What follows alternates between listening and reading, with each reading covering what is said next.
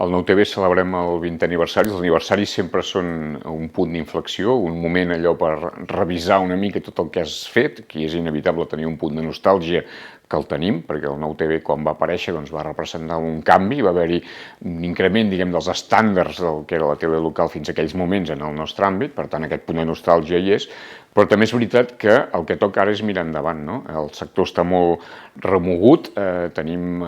l'impacte del que és la digitalització, molts canvis, és un sector que no tindrà res a veure amb el futur, amb el que ha estat el passat, i per tant és un moment per mirar endavant, per adaptar-nos a aquestes noves necessitats que hi ha i ser conscients que tenim també moltes singularitats, moltes fortaleses i que la proximitat al final és un valor important que ens ajuda, que creem comunitat i tot això és el que volem preservar, el que volem celebrar i sobretot insisteixo en aquesta idea de mirar endavant, de mirar cap al futur i afrontar-lo amb totes les garanties.